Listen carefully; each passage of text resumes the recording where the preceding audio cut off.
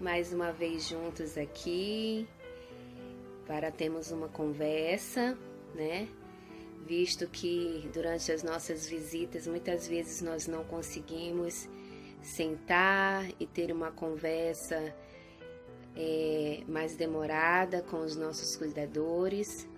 Espero que esteja tudo bem com vocês, com os nossos pacientes, né? Que estão recebendo não somente as visitas, mas estão recebendo também o telemonitoramento, né?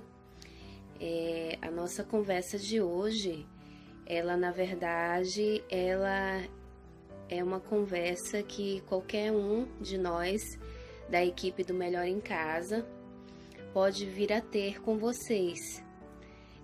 Não é só responsabilidade de nós fisioterapeutas, mas é responsabilidade da equipe como um todo, né? Então, em algum momento, alguém da equipe já deve ter tido essa conversa com você, cuidador, com os cuidadores, na verdade, porque é necessário que toda a família, né, ela se envolva nesse processo de cuidar do paciente, né, para que haja harmonia, para que realmente o cuidado ele funcione da forma que deve ser feito, né, até que nós possamos dar qualidade de vida, né, tanto para o paciente quanto para a família como um todo que está envolvida nesse contexto de doença, nesse contexto de adoecimento de um familiar. Nós sabemos que quando nós temos um ente querido doente dentro de casa, isso mexe com a família como um todo, tanto na parte psicológica quanto na rotina de todos, né? E às vezes é difícil a gente se adaptar, a gente se ajustar, e acaba que sempre sobra os cuidados, né? As demandas de cuidados com esse paciente ficam nas mãos de apenas uma pessoa, o que não deve acontecer, né? Principalmente porque uma pessoa só para dar conta de todos os cuidados que um paciente precisa é uma carga muito grande. É algo que vai chegar uma hora que vai se tornar insuportável essa demanda. E aí você não vai ter só uma pessoa adoecida dentro da sua casa, né? Você corre o risco de ter mais uma pessoa doente dentro de casa por esgotamento físico, por esgotamento emocional, né? E assim, hoje eu vim conversar com vocês sobre isso, né? Porque eu julgo que é algo muito importante a gente dar algumas dicas, dar a vocês alguns esclarecimentos a respeito de como isso pode funcionar dentro de casa, tá bom? Eu pontuei alguns aspectos em que eu vou tocar com vocês, em que eu vou conversar com vocês hoje, né? O primeiro ponto é que precisa haver a colaboração da família como um todo, né? Às vezes é o esposo que está adoecido e aí os filhos não se envolvem nesse cuidado, e aí sobra para quem? Sobra para a esposa, né? Ou vice-versa, a esposa adoece e os filhos não se envolvem nesse cuidado, né? Mesmo que eles não morem mais na mesma casa, mas é preciso haver uma organização dos horários e é preciso que a família inteira ela se envolva, né? Vamos criar turnos, vamos criar plantões, aonde as pessoas possam ir intercalando e que não fique somente uma pessoa responsável por esse cuidado. É muito desgastante, é muito difícil quando somente uma pessoa cuida, né? Nós temos situações em que a gente se depara com essa situação, né?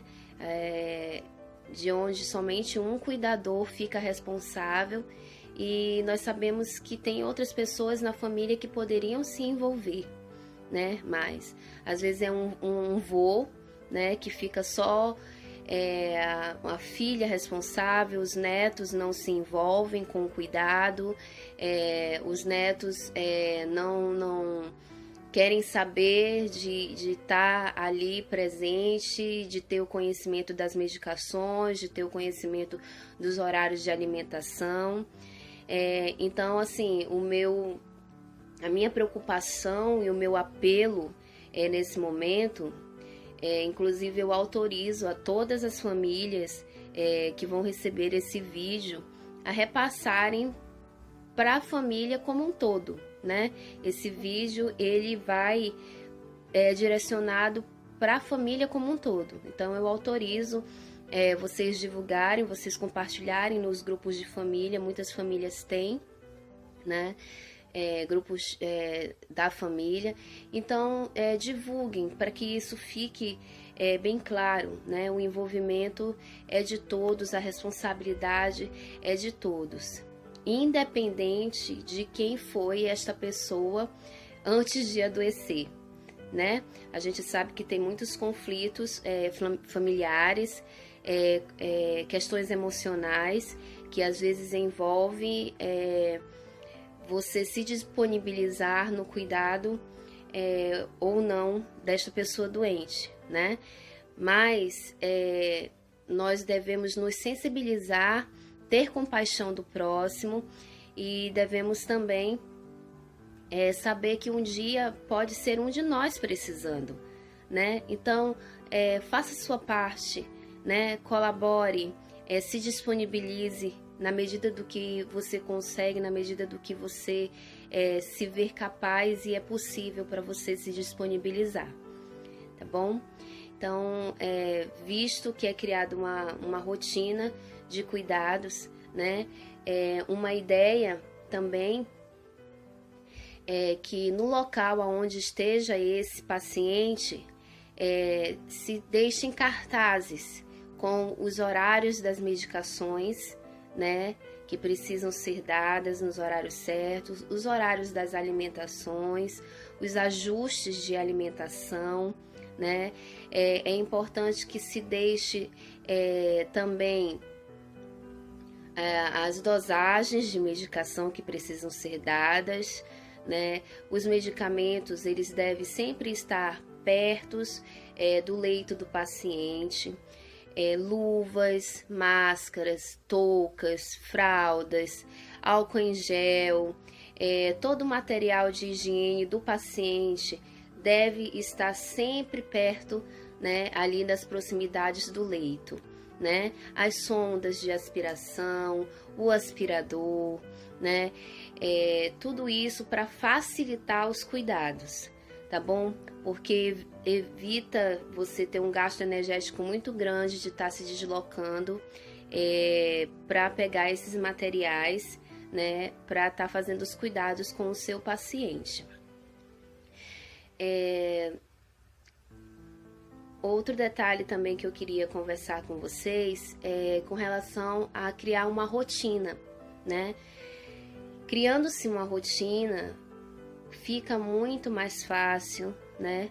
O cuidado com esse paciente. Então, esse paciente ele precisa todos os dias ter o horário do seu banho, né? Verifique conforme a sua rotina, conforme o seu dia a dia, qual é o horário do dia que esse paciente ele vai receber o banho no leito, né? Isso principalmente para os pacientes adultos. Qual é o horário do dia em que fica melhor para você, cuidador, que você vai ter mais disposição e mais tempo e pode fazer isso com mais tranquilidade, né? Então, esse horário do dia você escolhe, né? De preferência pelo horário da manhã, né? Você vai fazer isso, obviamente, com ventiladores desligados, com ar-condicionados desligados. Parece algo muito óbvio, né?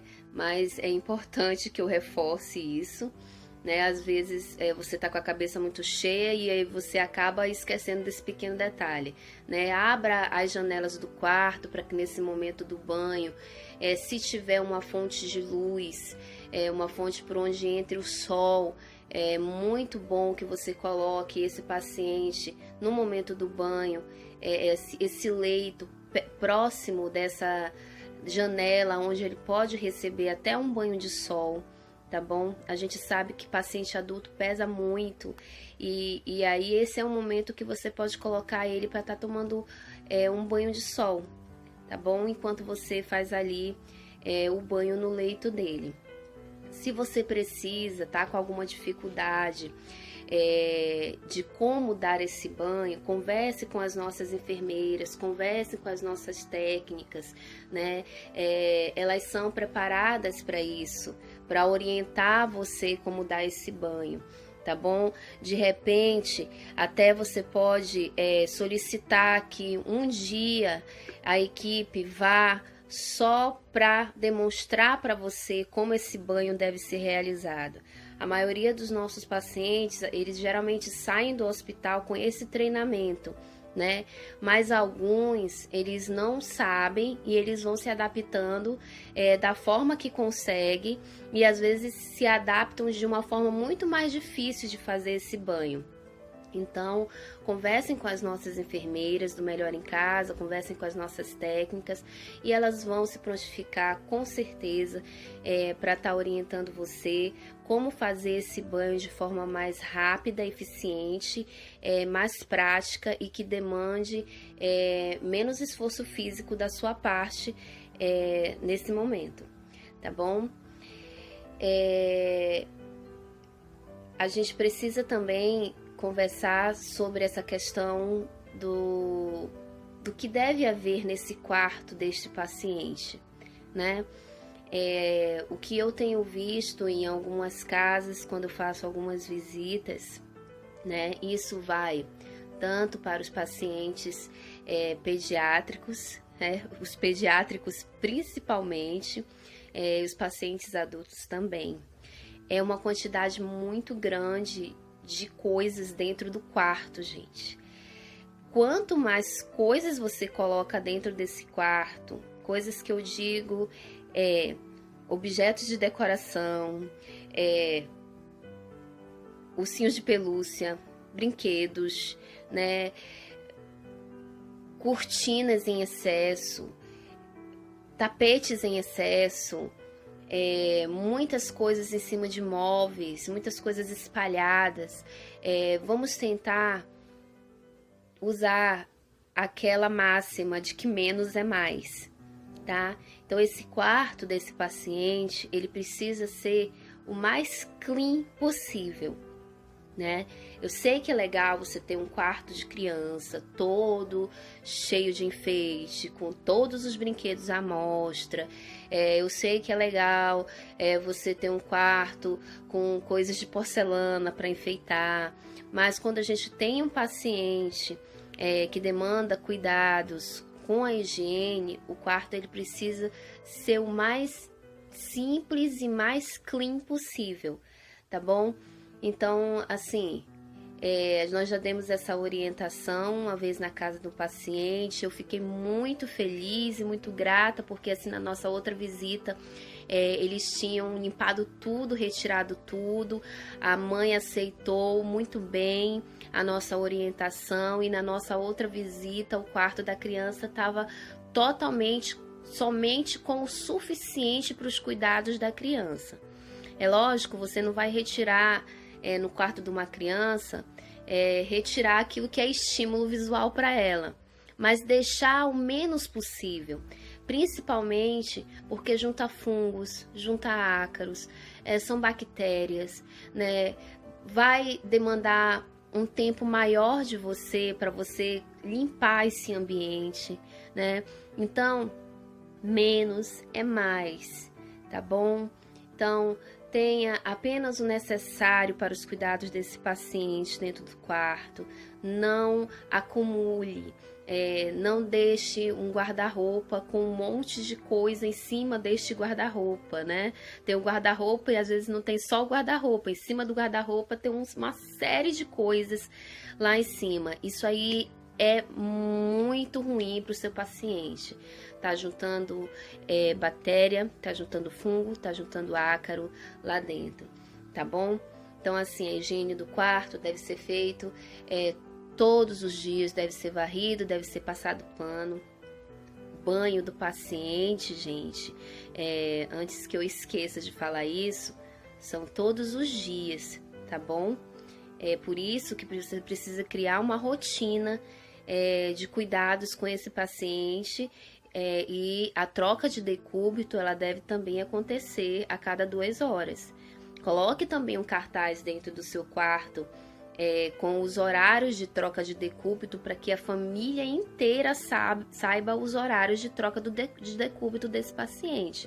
Então, horário tal, o paciente foi colocado, vou colocar aqui nas palavras mais simples, de barriga para cima. Horário tal, o paciente foi colocado para o lado direito. Horário tal, o paciente foi colocado do lado esquerdo. Horário tal, o paciente voltou para ser foi colocado novamente de barriga para cima, né? É importante também que você deixe esse paciente, se ele conseguir sentar, né? Você consiga colocá-lo sentado numa cadeira. É importante também que algum momento do dia ele fique sentadinho numa cadeira.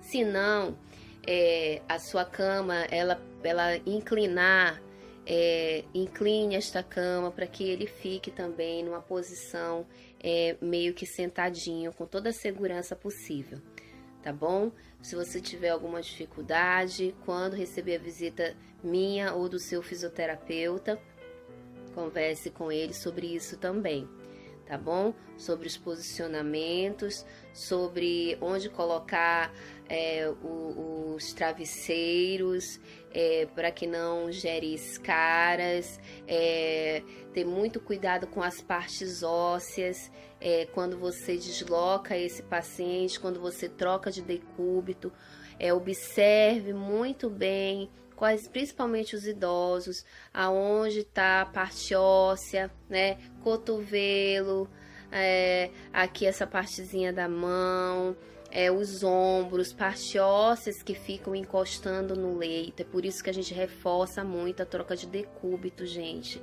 porque abre escaras, tá bom?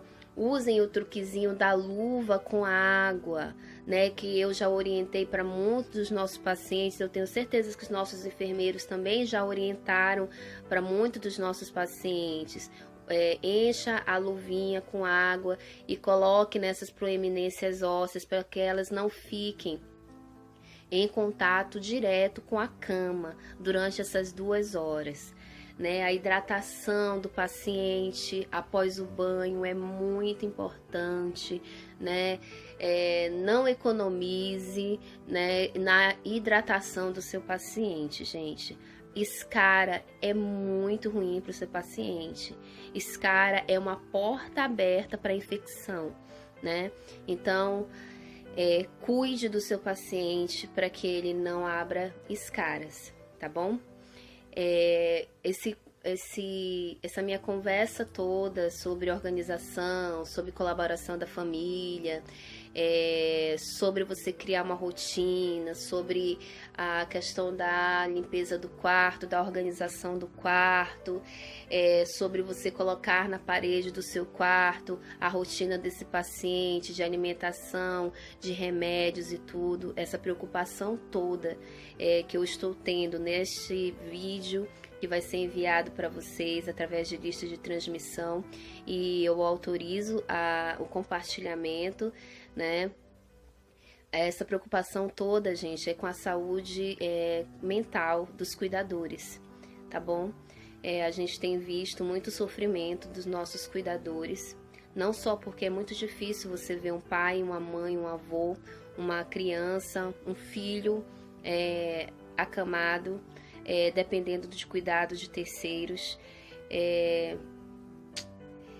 e você se abala tanto psicologicamente quanto fisicamente. Então, assim,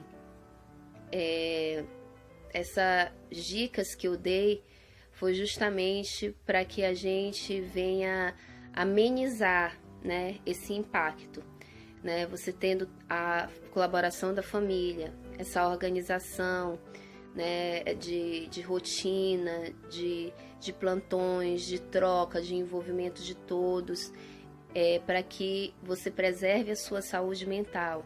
Você, cuidador, não carregue esse peso sozinho. A responsabilidade não é só sua. Divida essa responsabilidade com todos da família. Se precisar, nós da equipe do Melhor em Casa reunimos a família, nós conversamos, nós temos, até, mais uma vez, né, eu falei no vídeo passado, as mães geralmente são as que sofrem mais, mas os cuidadores como um todo sofrem. Mais uma vez, não se envergonhem de chegar com as nossas psicólogas, com os nossos médicos, pedir socorro, né? Buscar uma orientação, buscar de repente um encaminhamento a um psiquiatra. De repente você vai precisar de uma medicação para te ajudar nessa luta, tá bom? Não é vergonhoso, né? Não significa que você está doido, não significa que você é fraco, não significa que você é incapaz. Pelo contrário, você vai buscar essa ajuda para que o seu paciente, né, ele tenha o melhor, né? E a nossa preocupação de todos da equipe do Melhor em Casa é que os nossos pacientes eles sejam sempre bem cuidados, e por isso que a gente dá todo esse apoio, todo esse suporte à família como um todo, tá bom? Precisar da gente, conte sempre com a gente. Eu falo isso em nome de toda a família do Melhor em Casa. Eu tenho certeza que nenhum dos meus colegas pensam diferente disso. Um forte abraço, eu fico sempre à disposição de vocês. Tchau, tchau.